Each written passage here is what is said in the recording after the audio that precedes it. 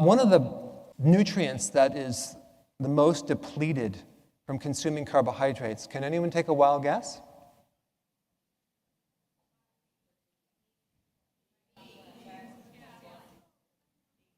Vitamin B1. So I want to spend a little time because this one's really important. Vitamin B1, thiamine, it's called beriberi. A lot of people have almost like a subclinical deficiency in their body. It's called the great mimicker because it mimics so many other diseases. You're going to see that it has extensive mimicking ability for all these problems. What does B1 do? Well, basically it makes myelin, the protective sheath around your nervous system. What happens when you're a diabetic? You basically you lose the myelin because the high sugar oxidizes the fat layer around the cell. It's called lipid oxidation. And by the way, B1 protects the myelin from being damaged. And that's why if you have peripheral neuropathy, you can take B1 and actually improve those symptoms pretty quick. They made a fat-soluble B vitamin. It's called benfotiamine, which is even a better remedy because it penetrates the fat cells a lot more than actually just the regular thiamine. So benfotiamine can penetrate the brain by 25 times more than regular B1. So it's really good for neurological conditions, brain problems, nerve problems, peripheral neuropathy, and your fingertips and the toes. So that's one thing. B1 protects the cell, especially the mitochondria, against the damage from high sugar. If you take two diabetics with high sugar and you have one of them that's deficient in B1, the other one's not, the one of the ones that's deficient in B1 will experience the complications a lot more than the person that has B1. So B1 suppresses the complications from high sugar. So it protects the mitochondria.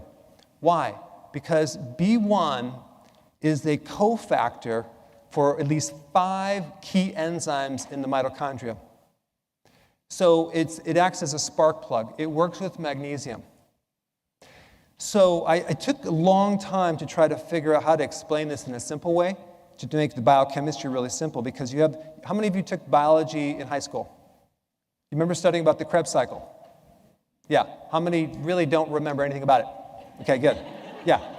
So the Krebs cycle is basically a motor. It's a machine that turns food into energy. So you have a carburetor, right? How many of you know what a carburetor is? Okay, good. So basically you mix gas with air at the right ratio, and you have the spark plug, and then it ignites, right? You have energy. That's what the Krebs cycle is. So it's just making energy. You need B1. So I was trying to figure out how to demonstrate that. So I created a little video. Okay. I'm blowing gasoline onto a blowtorch. And now we're going to take away B1, create a B1 deficiency. No, you can't ignite it.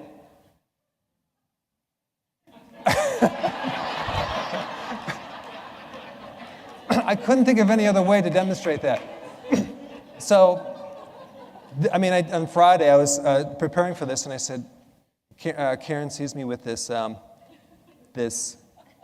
roadside flame thing, right? She goes, "What are you doing with that?" I said, "No, everyone's doing it on YouTube. It's a really great experiment." So it's raining outside, and I said, "Just take a video of this." So I put cornstarch in my mouth, and I blew it, and it actually it looks like you're blowing gasoline. So don't try that at home.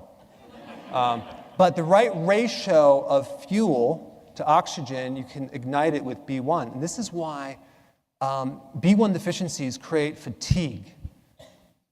Big time, especially if you're doing keto. If you're tired, if you're going through keto adaptation and you're keto fatigue, B1, any of the B vitamins as well, it'll actually bring your energy way up. You need magnesium as well, those two. So B1 is considered a nerve vitamin because it creates so many problems with the nerve if you're deficient in it. It's a helper factor. So these enzymes that do all this chemistry need B1 as an essential cofactor. If you don't have B1, these enzymes cannot work. Now, what creates a B1 deficiency? Sugar. The more carbohydrates you consume, the more B1 deficient you're going to be. Also, if you don't have enough B1, you build up lactic acid. It's called lactic acidosis. That's why the metformin, the side effect is B1, and you get all this lactic acid. It can change your pH, and it can change your breathing. You're like, can't get enough air. Mitochondria, the energy factory of the body. So if you have too much sugar, you're going to choke out or flood the engine, basically, and you're going to be tired. So B1 deficiency is intimately involved with cardiovascular function and respiratory function. So you can get a large heart, edema, difficulty breathing, blood pressure problems, palpitations, increased pulse rate. But a lot of times when you actually get this tested, it shows normal because you have to do a very special test. It's called transketolate. Transketolate. So everyone say that. Transketolate. Okay, good. So you do that test and you can pick up B1. But it's very hard to find this test. It's very expensive. So much better just to take the B1. And then if you feel better, you know you had a deficiency. So digestion. GERD. Why would B1 affect GERD? Because B1 is intimately involved in the autonomic nervous system, which is basically controlling all the valves of the body. So you get GERD and the valve doesn't close and the acid goes up. You feel the full sensation in your stomach. You can get an ulcer, gastroparesis, which is the sluggishness of food going through the digestive tract. So the autonomic nervous system, that's the system that works behind the scenes. It works on automatic. There are tremendous amounts of weird symptoms that you get from this. I'm going to cover a couple, but it's just like you lose your ability to, like your tear ducts don't release tears anymore. So, I mean, like, you wouldn't think that's connected to B1. So lack of tears, excessive sweating.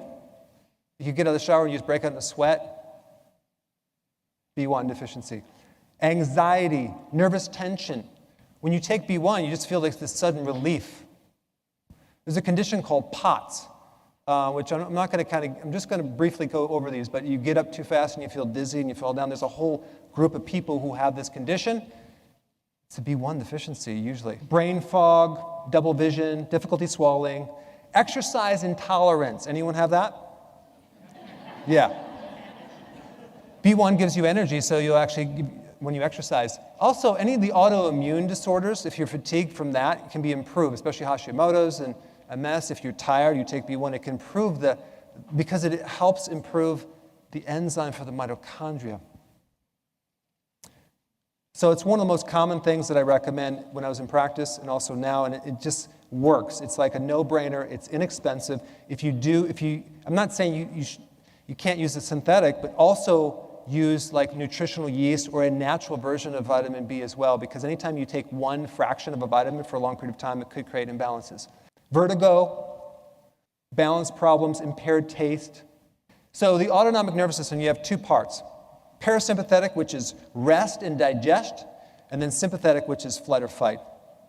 So part of the sympathetic nervous system is embedded inside the adrenal. And so you got this interesting gland on the adrenals on top of the kidney, because it's half nervous system and half gland. So it's right in the abdomen, so you get this quick release of adrenaline to create different effects.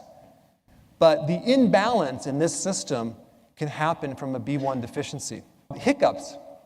How many have ever had a hiccup? Takes the B1. Recurrent ear infections. Mental stress. Anyone ever experienced stress at least once in your life? 1, 2, 3. Okay. It really helps stress. Panic attacks, nightmares. My kids, I used to give them B1. If they had a nightmare, it just, bam, handles it. So it's involved in so many things, ADD, autism. If you're a coach and you're coaching people, it'd be a really good thing to recommend. I want to touch on this structure in your brain called the hippocampus. It's kind of like a relay switch into your database memory system.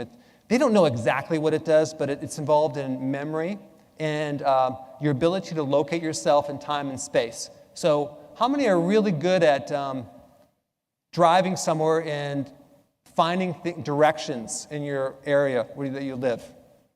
How many are not good at that? Yeah, you need a GPS, right? So it has to do with this hippocampus. Birds have these huge structures in their brain, and they can just fly south and they know where to go. Hippocampus is involved in that. So the hippocampus has receptors for B1. So if you're deficient in B1, you can affect that. You're going to start noticing that you're going to go in a room and can't quite remember why you went in there. How many have ever experienced that? At least once. Okay, good. They call 911 now. So what happens is how you're going to become B1 deficient is all the carbohydrates. All the carbohydrates.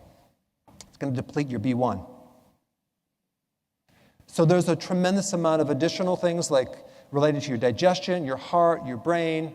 And I gave you guys a chart on all the different symptoms. I'm not going to go through all of them, but you can see that there's everything from depression. And definitely if you're exercising and you lost that inertia, and you lost that get up and go, it's usually B1.